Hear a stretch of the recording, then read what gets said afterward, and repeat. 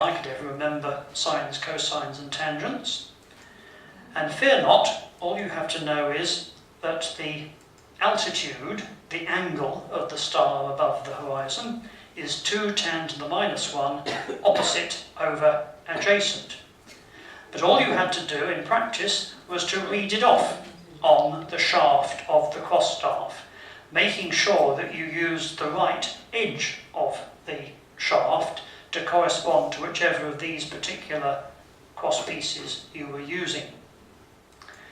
And that was not used at sea until some 200 years after it was first used on land by the Portuguese in the 16th century. There it is. Now this one I just pop in for a reason that you'll see in a moment. Not technically a navigation instrument, but I think it's great. It's upside down, so we'll put it round like that. And this is a sundial for use at night. And what you did was, first of all, you set it to the date. You had to know what the date was, so you did that round here. You then identified the pole star, which we know you do by taking the 2 pointers, identify where the pole star is, like that. And you then look at the pole star through the hole in the middle. You then grab hold of this arm here and you pull it down until it lines up with the imaginary line between the pole star and the pointers. And you then read off the time. As you can see, whoops, I've lost my pointer. In fact, my PC is frozen, but don't worry. This happens, doesn't it?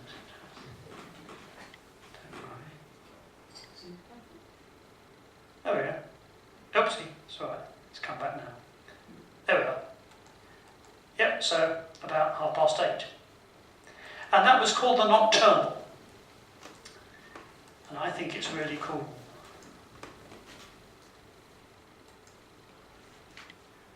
So moving on. Finally, Copernicus got it right, as of course had others before him, but he finally persuaded us that the sun was in the middle and everything else was going round it.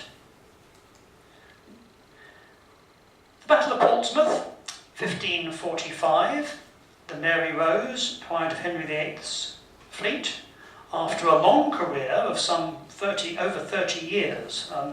It wasn't the Mary Rose that sank on her maiden voyage, that was the Vasa. Different ship, different century, different country. But there is the Mary Rose, not the Mary Rose sinking, but the Mary Rose sunk, sitting on the bottom.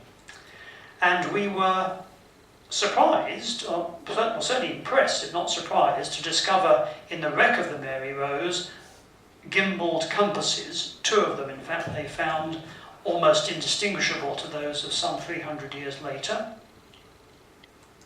And we were also pleased, because we weren't quite sure until they found this on the wreck of the Mary Rose, we were pleased to discover one of these. And this, they're almost certain, is an early version of one of these, the log reel. And although we knew that they had them certainly by about 1570, they were very pleased to find one on the Mary Rose from 1545. And this is how it worked. Ideally, you needed 3 blokes. 1 to chuck the piece of wood in, 1 to hold the reel, and 1 to hold the sand glass. And that also is from the Mary Rose, and they're quite sure that is the frame from the egg timer, the sand glass. So you turned it upside down and off you went. The glass ran for 30 seconds, 1/120th of an hour. The knots in the line were spaced at what they reckoned to be 1/120th of a nautical mile. They reckoned that the nautical mile was 5,040 feet, so the knots were spaced at 42-foot intervals. So if you counted the number of knots that ran through your fingers in 30 seconds, that gave you your speed in nautical miles per hour, or knots, of course. It was later on, when the nautical mile was found to be a bit longer, actually around 6,075 feet, they then changed the hourglass to run for 28 seconds, and the knots were spaced at 47 foot 3 inches. So, but the beauty of it was, it had never mattered, because the maths had still worked out. If you were working out your ETA, you still would have come to the same number anyway. So in fact it worked perfectly well. The voyage of the Pelican. During the voyage she was renamed the Golden Hind, and Francis Drake and his surviving crew had become the first Englishmen to circumnavigate the globe. There he is being knighted, and there is the replica of the Golden Hind in St Mary Overy Dock in London, with its famous bulges that we had to add to the hull because the Elizabethan shipwrights obviously knew something that we didn't, and we had to add that to make her more stable. Now, some of us will have one of these, others may have one of these, or a more recent version of it. The more discerning among us used to have one of those, which was vastly superior to the iPhone or the BlackBerry. But Sir Francis Drake would have had one of these. And it had a calendar, it had a compass, as you can see there, it had a geometric square, it did circumferences of circles, phases of the moon, high and low tides, heights of buildings, email and bridge clearances. No, it didn't do bridge clearances, I don't know. And that was the astronomical compendium. And although the National Maritime Museum can't swear that this one belonged to Sir Francis Drake, certainly he could have afforded one, and the date is right. And of course, they were back just in time for the Spanish Armada. And this was still the state of the art at the time of the Armada. The astrolabe and now the cross-staff. But that again was about to change. This was the Seaman's Secrets, published in 1595 by Captain John Davis. And what he describes there is, first of all, if you like, the Mark I improvement, holding the cross-staff back to front, so you didn't have to look directly at the sun. The Mark II, if you like, here. The Mark III, possibly. And if not the Mark IV, perhaps the Mark X. This was the Davis quadrant or backstaff. Just put it straight. This is a diagram from the June 1669 issue of PBO. And although it implies you needed very big arms to be able to work the thing at all, it is actually quite a good illustration of how the thing worked. This is one, not a reproduction or a model, but an actual one from the Maritime Museum at Chatham. And this is what you did. You moved this vane until you could get the sun to cast a spot through the little hole on the vane at the end here. You then nudged this vane up and down until you could see the horizon through the slot in the vane here. Some of them had another little slot, others you used the top of the piece of wood. And all you then had to do was to read that angle there on the scale, read that angle there on the other scale, add the two together, and what you then had was the angle of the sun above the horizon without having to look at the sun. Our friend Tupaia would have said, but you wouldn't take that to sea with you in a boat full of Maoris. Someone is going to sit on it. And absolutely right. This was taking us down the slippery slope of taking very fragile bits of kit to sea with us. The Dutch East India Company was certainly not impressed, and they forbade their navigators from using the backstaff and insisted that they continued to use the crossstaff, which was also actually slightly more accurate in the hands of a skilled navigator, who might be blind in one eye but would know where he was more precisely than using the backstaff. This is actually an East Indiaman, but not a Dutch East Indiaman. You may be able to spot she's actually Swedish. This was the Göteborg, which came to the West India docks in 2007. But we'll make her Dutch for the moment. Just a reminder that only now does the telescope appear on the scene. Patented just before Galileo by Hans Lippershey, but he certainly improved it. And if anyone offers you Sir Francis Drake's telescope, you can be sure it's a fake. He, of course, supported Copernicus's view of the solar system. So here's the state of the art by 1700. The backstaff, the very latest. The Gunther scale, ancestor of the slide rule. A logarithmic scale, but you used dividers. They didn't have the slidey bit to begin with. And still being used some 200 years after it was first used at sea, the crossstaff. And now we're going to a pub. This is the only London pub in two halves at the back of Charing Cross Station. This is the Ship and Shovel. This is the Ship and Shovel over here, and this is the Ship and Shovel over here.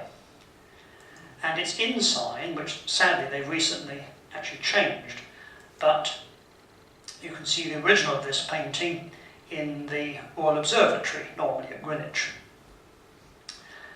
Sir Cloudesley Chauvel, ancestor of Hyacinth Bouquet, who some of you may remember, variously spelt. I thought the only way to be sure was to go to his tomb in Westminster Abbey, which they allowed me to photograph. You can see his family reckoned it was spelt that way.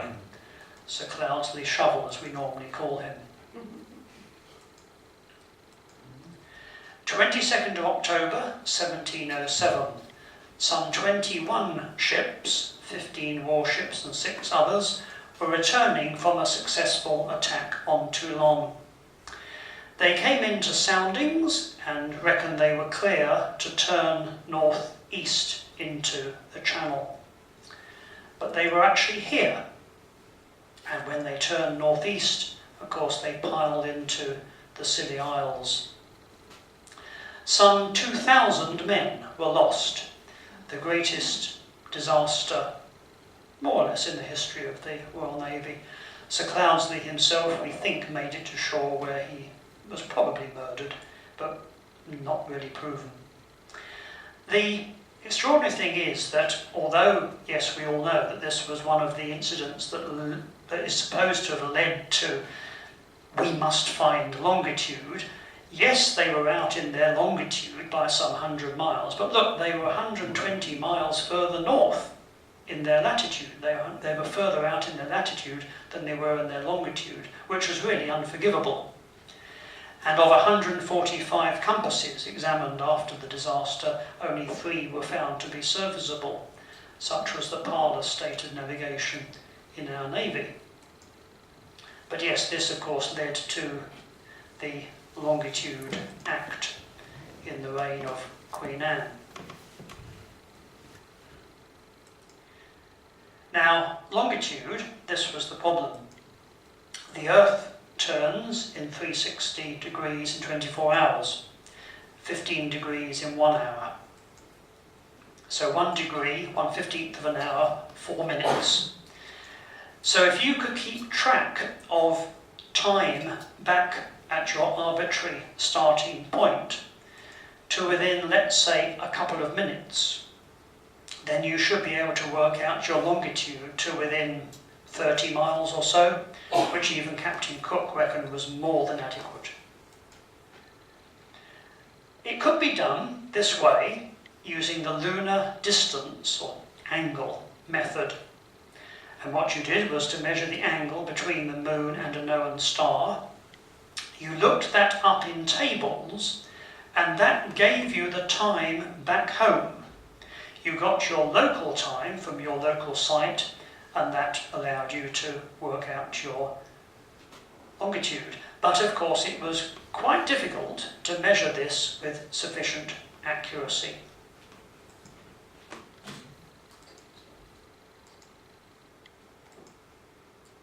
Could a clock be carried to sea? Now, when we meet this guy, who of course deserves a whole evening to himself, but we haven't got a whole evening, he had already developed a pendulum clock working on land with a temperature compensating gridiron pendulum accurate to within 1 second per month on land. But this, of course, was John Harrison's first marine timekeeper, the one that we call H1, and it worked pretty well. Meanwhile, John Hadley had also been busy.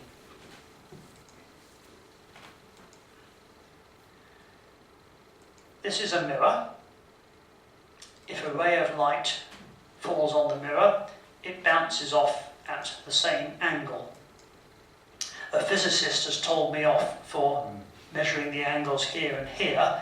Of course, you're supposed to measure the angle from the perpendicular, but bear with me on this. The angle of reflection is the same as the angle of incidence. Here's another mirror. The same thing happens again. It bounces off at the same angle. Now, the clever thing is this. The ray of light was going that way. It's now going that way. This angle through which the ray of light has been bent is twice the angle between the two mirrors. So if you can measure the angle between the two mirrors, you can measure the angle that the ray of light has been deflected. And that was the principle of this device, the octant, invented by John Hadley in England and simultaneously by Thomas Godfrey over in America. And the idea was that you peered through here, and on the early versions what you saw was the horizon and the sun, and you moved this arm until you brought the sun down level with the horizon. We now use a half-silvered mirror, of course, so they're superimposed. And because of the halving of the angle, you could actually measure an angle of up to 90 degrees using only a 45-degree circle here, 1/8 of the full circle, hence an octant.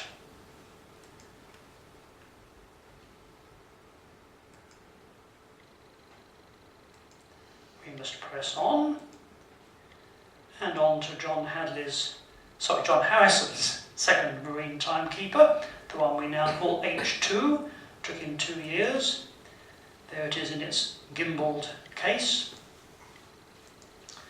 And on to H3, with its 2 particular innovations, the bimetallic strip, which he used to avoid inaccuracies due to change in temperature. We still use it to this day, of course, in our thermostats. And the caged roller bearing, which he also devised. But whilst he was working on that, he had made to his specification by John Jeffreys this watch. And although it was damaged by fire in the Second World War, we see it exactly in the painting, the Jeffreys watch. And so he realised that the very fast, rapid oscillation of a watch was actually going to be more promising for keeping accurate time in the pitching and rolling of the ship. And that was how he set about This one, the one that we call H4, his fourth marine timekeeper, some 5 inches in diameter, beautifully engraved on the back. John Harrison and son, of course, his son working with him 1759. But we know that he also had applied for permission to make not 1 but 2 watches. This was the bigger one, but a smaller one as may be worn in the pocket. Did he actually make it? We'll see later on. But we must press on. I'll just skip over 1 or 2 little bits, keep to time. And we're on to Trafalgar. And not long after, 1836, this device, first described by Edward Sang and first built, demonstrated by Louis Foucault, 1851, La Gyroscope.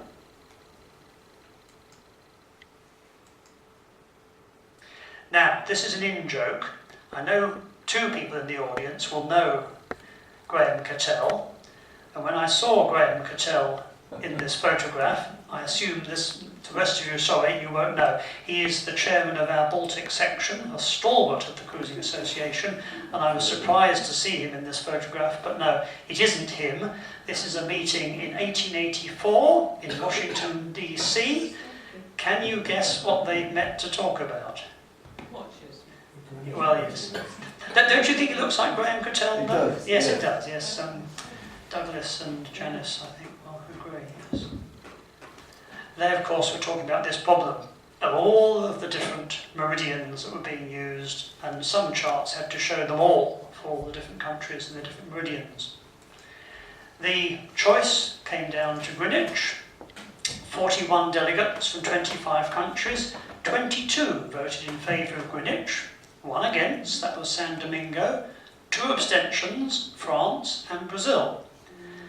The next most contentious subject after choosing the meridian was the idea of having a 24-hour day beginning at midnight.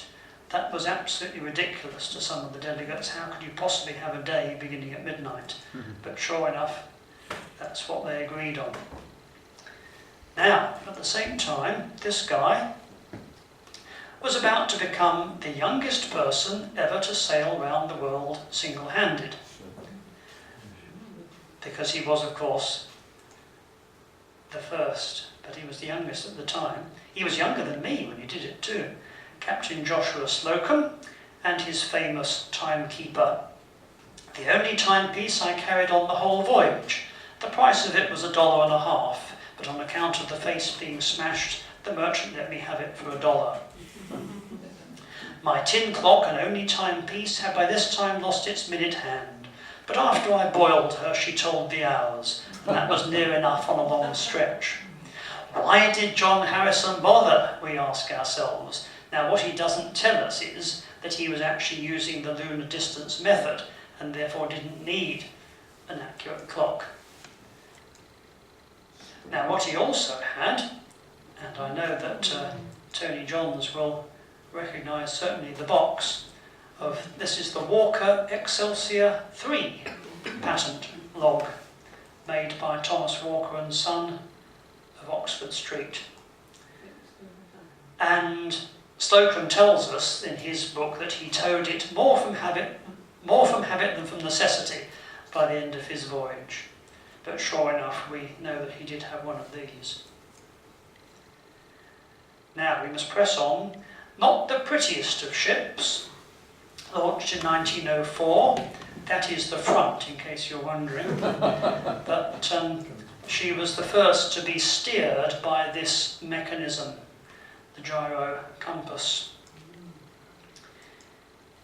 Most definitely invented first by this gentleman, Hermann Anschutz Kämpfer. Patent application applied for 1904, granted 1907. He sought help in defending his patent application against the interloper by, as you can see, a supposedly independent witness. As you can see, they were actually sailing buddies. This is Hermann Anschutz Kämpfer, and this, of course, is the independent witness. formerly a patent clerk, but recently appointed professor at the University of Berlin. Of course, it's Albert Einstein. We missed a trick here in not enrolling these guys into the CA as founder members. This, of course, was the interloper, who'd got himself on a tour of the Antritz-Kempfer factory, asked a lot of silly questions, and went away and built his own version. Slightly more complicated than that. He had actually applied for a patent in Britain, certainly before he went on the tour of the Antritz-Kempfer factory. But sure enough, they ruled in favour of Antritz-Kempfer, but of course the First World War intervening, Elmer Sperry never had to pay his royalties, and his name became synonymous with the Gyro Compass. But I'm pleased to say that the Antritz-Kempfer factory is still very much alive and well. The test was a complete success, except that the rocket landed on the wrong planet. So said its designer, this man Werner von Braun. But as you can see, the V2, and you can see these actually very nicely in the example at the RF Museum in Hendon, where I was just a couple of weeks ago, steered by gyroscopes.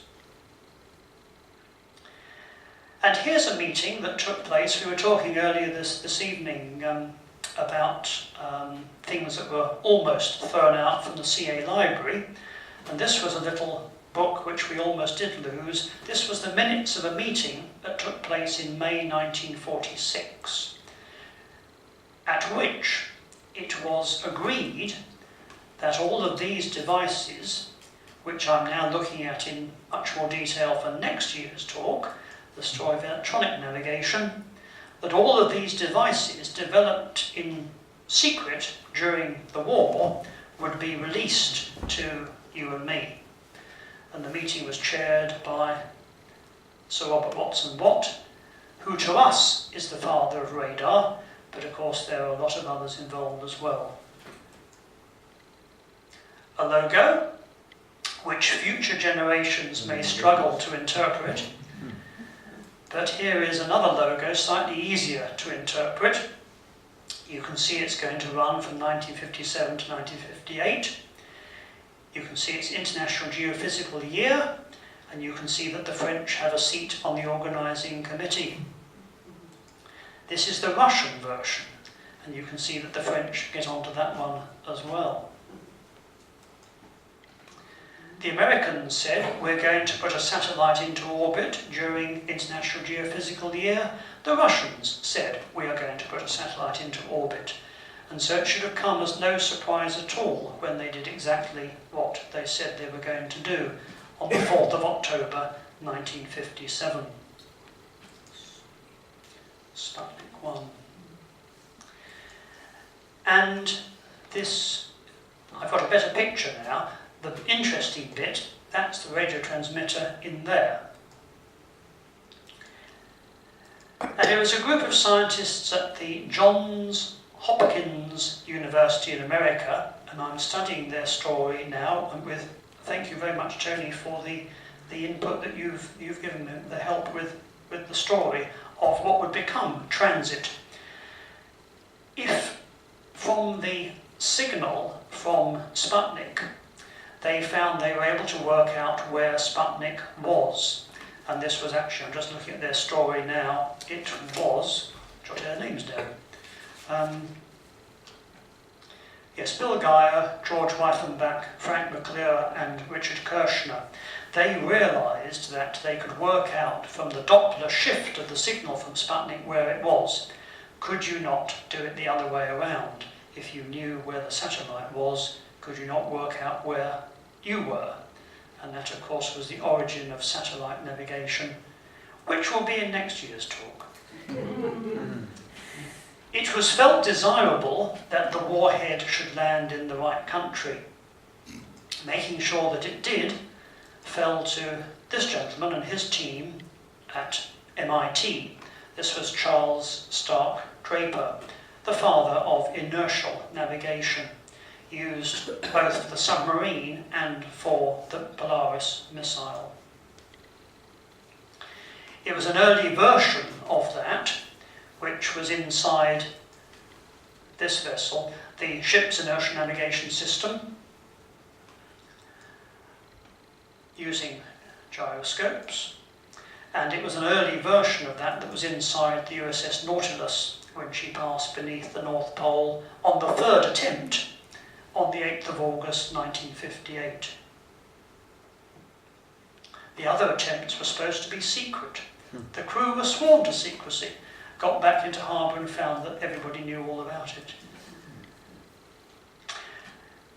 The first contract awarded for the Apollo programme just 2.5 years after the Nautilus passed beneath the North Pole, for what was felt to be one of the most important and most challenging aspects of Apollo. To take one of these, the ship's inertial navigation system from a submarine, and fit it inside one of these, the Apollo Command Module, while still leaving room for everything else and 3 men. It took them just 2 years. It was ready by August 1963, even before Apollo was ready to fly. And it was about the size of a medicine ball, slightly bigger than a football. A fantastic accomplishment. The Apollo Inertial Measuring Unit, with 3 gyroscopes and 2 accelerometers, yeah. They also needed a sextant. This was it, the Apollo Sextant. There's Charles Draper on the roof of MIT with the test rig, or the training rig that the astronauts trained on. And they would need a computer. This was the prototype, and they got it down to this size, 1 cubic foot. So 2 foot by 1 foot by 6 inches. That was the Apollo guidance computer. What it had to do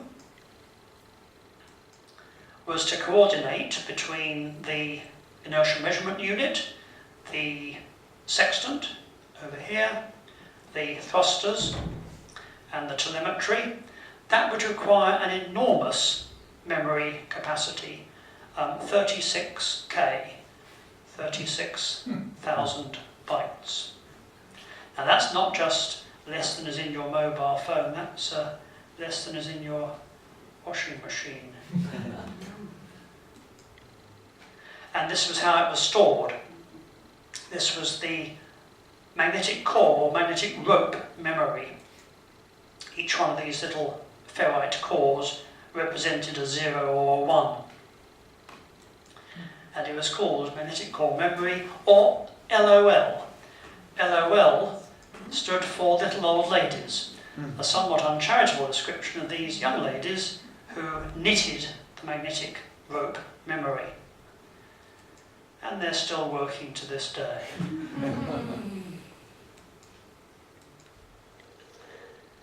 We're almost there. This gentleman, why do we all know who that is? It must be, it's his cap, isn't it? Now, was Francis Chichester the only person who wore such a cap, or the first? But we all know it's him because of the cap, don't we? And there he is, merrily chugging along.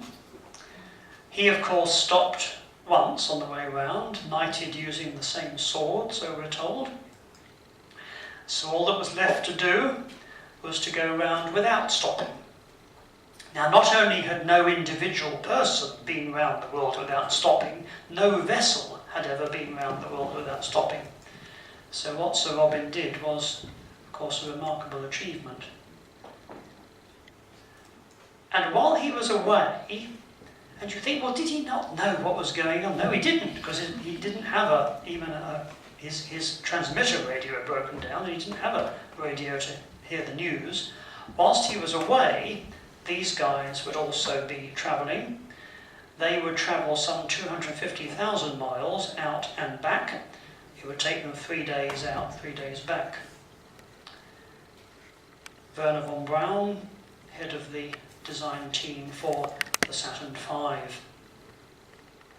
And if all went well, during the voyage, Mission Control would know where they were to within a space about the size of this room, provided that the radio kept working.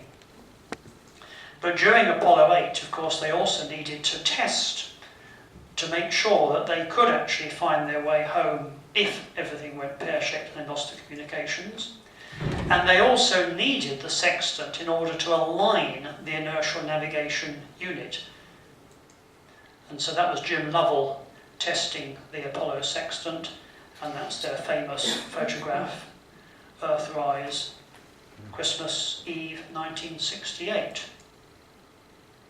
But, as we all know, the tricky bit is not just the voyage, but the bit at the end of the voyage. And this is not a shipwreck, this is just the end of a typical day's fishing for these Dutchmen. And you see the guy here calmly laying out the anchor as they bring the ship to shore. This was Surveyor III. On the 19th of April 1967, Surveyor III had landed on the moon and taken off again, and landed on the moon and taken off again and landed on the moon. It had bounced 3 times because the radar had not correctly detected the surface. If that was to happen with men on board, it could be embarrassing. What they needed was an absolutely 100% reliable method of measuring the distance above the lunar surface and cutting off the engine. Remember St. Guthlac and his sounding rod? These were the sounding rods. They were attached to the footpads of the lunar module. This is Apollo 9 being tested in Earth orbit. Fortunately, somebody thought, but hang on, suppose that one bends and is left sticking up the ladder. Then when Neil Armstrong in a couple of months' time climbs down the ladder, he's going to be impaled. And those astronauts, they don't like it up them. So sure enough, when the Apollo 11 lunar module was launched, the measuring rod had been removed from that footpad. But there it is, the Apollo Lunar Surface Measuring Probe. And we got the idea from the Russians. It would be nice to say that somebody working at NASA was a sailor, but no, actually it was the Russians who thought of it first for Lunar 9. So we're nearly there. There's the Lunar Rover that had a sun shadow device as developed by the Vikings, and we'll learn more about that next time, hopefully. There it is, a sun compass used to align the inertial navigation system on the Lunar Rover. December 1996, John Harrison's lesser watch, H6, was finally discovered. Its auction at Sotheby's was witnessed by over 24 million people. That was more than watched the Queen's speech. It was bought by an anonymous bidder for £6.2 million and given to the National Maritime Museum. The sellers were 2 brothers who'd had it in their garage for 16 years, believing it to be a Victorian egg timer. And there they are. Is that Graham Patel again? Yes, it could be Graham. No, that of course is the greatest navigator this or any country hath produced. It was said of Captain Cook, but that is of course Uncle Albert with Dell and Rodney. And today we can find our position to within centimetres. This is a version being used at Limehouse Lock to work out how deeply we would be submerged if the Thames barrier was overtopped. And come back in a couple of weeks and it might be showing a position over here. Come back in a couple of months and it could be showing a position over in the car park, were it not for the man who said this. Put your hand on a hot stove for a minute and it seems like an hour. Sit with a pretty girl for an hour and it seems like a minute. That's relativity. And thanks to Albert Einstein, who realised that clocks run differently in a reduced gravity field and if they're moving, the clocks on GPS and on the forthcoming Galileo have to be adjusted to run slow to keep in step with their counterparts on Earth. John Harrison would have wept, and the Apollo astronauts came back slightly younger than if they'd stayed at home. But one of these could knock out the whole lot. So if you know how to use one of those, keep in practice. Thank you very much for listening. Thank you.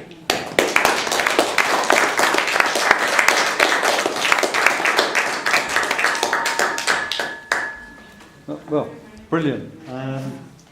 Thank you very much indeed, Jeremy. Well, I really enjoyed that. Very well put together as well, I'm sure. Brilliant. Excellent narration and superb presentation. So I love that. Any comments? Any questions? How long For did it Jeremy? take you to do it, Jeremy? Oh, it usually takes me several months. I sort of start. I start around September time for the next February. But I am very slow at doing things, but it keeps me out You of do it as mischief. well as that. But, yes, so we're doing the electronic navigation now in more detail for next February. I think we'll see that, don't you? You like your navigation a lot, John, don't you? You must have a question. I haven't sailed with John, he spends hours trying to get his sextant lined up. Have you ever I done it? did Doug's course on Ocean navigation. Ocean navigation. Went and bought a Sextant and got all the books and charts and everything. It took me years to get a southern horizon at noon. Yes. It's just, I mean, saying outside, the Isle of Wight's in the way. We started sailing up in Scotland, and every time at noon there's an island in the way, or the one time there's no island, it's cloudy. After about 6 years, I finally, Have you ever done it? I finally got it. We were down on the south coast of England, or so I thought. Finally got a horizon and the sun at noon, and did it. I was going on the calculations and worked out I was just south of Iceland. So just be careful. If you go So it's okay saying just take your Sextant with you. You've got to keep using it. Yes, You I'm sure. use it or lose it. Before I did my Ocean Yacht Master practical, that Janice and I were sailing in Poole Harbour and off Poole as well. And Janice was just sailing the boat, and I just spent ages practicing pulling the sun down so that it's just on the horizon, and it's getting practicing because you've got to practice these things. You really have. Yes. Well, I remember my very first trip on a yacht and going across the channel. I was most disappointed to find we weren't doing the astronavigation. I just assumed that that's what was done, but no.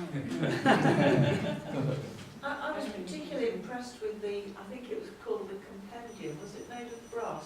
Yes. With all the fact that the inventor was able to convey to the craftsman Yes. what yes. was required to make Yeah. this thing work. I mean, it's incredibly detailed. Yes, it was, wasn't it? To Yes. be so precise. Yes. I think they knew a chap called Thomas Godfrey. I think so. I assume that he made it himself. I The see. same as, of course, John Harrison. Yes, To it begin would have with, to be John really Harrison to get. made his. It would have to be, wouldn't it? But It yeah. you But couldn't tell anybody else. They didn't have things and What you wanted, really. things to sit on. Useful. yes, it's certainly. You can. Well, you used to be able to see it in the National Maritime Museum. You're quite lucky to find anything very interesting in the National Maritime Museum now. I'm afraid it's rather a theme park, but last time I looked, it was still there. It's only a tiny thing. Yeah. Yes. Well, at least we now know why we have tortoises in the world. Let's That's cool down. what the Chinese used to do with them. So how well all right with, revered were navigators then in times of sailing around the world on galleons and the like. I mean, without these guys, they weren't going to go anywhere. So were they quite well respected and paid? Did they have multiple navigators on ships? That's interesting. Do you know anything on that sort of side of things? Well, I suppose in the Navy you'd have had the sailing master, wouldn't you? Because the captain wouldn't have done the navigation, would he necessarily? No. I mean, certainly it wasn't somebody they were going to throw overboard, that's for sure. A navigator. I mean, just watching this presentation this evening and the complexities and the skill needed with those tools.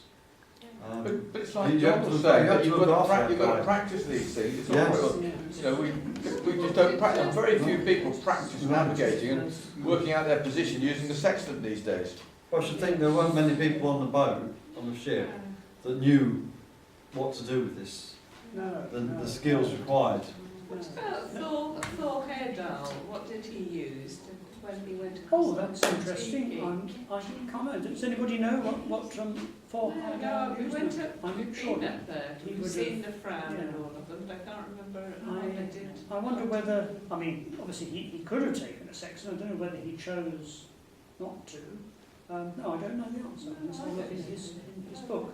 No, because some of the people that sort of do these voyages, well, I know when they try to reproduce the Polynesian navigation now, they may well take a GPS just for safety, but keep it in a sealed box and not use it. So I think they still sort of have competitions, don't they? I think the Polynesians, they do still try to practice the techniques, but just for safety, they probably keep a GPS in a cardboard box. But no, I think You use it. You use it. Bring the box up. You've got your box, yeah. I don't know how many boxes, you always get it out. It's worth keeping up with your navigation anyway, just in case it all goes pop. indeed, well, we're told sat that there. it will. We're told it will. Well, just still on the RYA courses, because I still teach them, the day skipper and yachtmaster. You know, we teach them dead reckoning and estimated position still, just so that people know how to draw the lines on the chart to work out the course, steer, distance run and that sort of thing, like the tides. But these days, I say to people, well, I bet you that very, very few people ever do that now, because you've got your GPS was giving you a constant readout of latitude and longitude, isn't it? Yes, that's right. Yes, but it's But it can go wrong. You can Well, lose your power. Well, if the sunspots, electricity's got to go down and you're buggered, aren't you? yes, indeed. But it just helps to cement what's going on, doesn't it? When you Yeah. when you get Yeah. the chart out and do some plotting, you think, yeah, okay, the GPS is correct. It's like what Is it known how the Vikings navigated? I think the sun compass, as we saw with the pointer, that thing I showed, the piece of wood with the points on, I think some of the skeptics aren't sure that that's what it was, but certainly it does appear to be pointing to the points of the compass, and it does appear to work. And also, they had this thing called a sunstone, which I think they now reckon was Iceland Spar, where you could at least tell where the sun was, even if it was overcast. So it was a piece of crystal, which we would understand as polarization. So even when it was overcast or foggy, you could hold it up and tell which direction the sun was. So that was a very, very simple, effective way. So I think that, combined with maybe the sun compass, and as we saw them with the using a shadow cast on the thwart of the boat and a boulder of water as an artificial horizon, that would give you some idea of your latitude. Yes. So There's some discussion that the Vikings actually got to Nova Scotia, isn't there? yeah. Yeah, there's, what was it, there's the satellite pictures.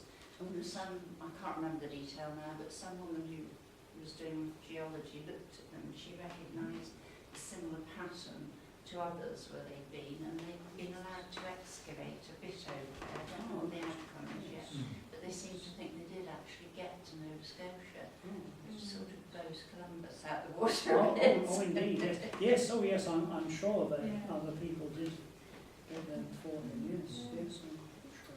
Okay, so Well, thank you. thank you very much, Jeremy, for coming along. Really enjoyed that, and I think we all did. Yeah. Yeah, And, it's brilliant. Yeah. So thank you very much indeed.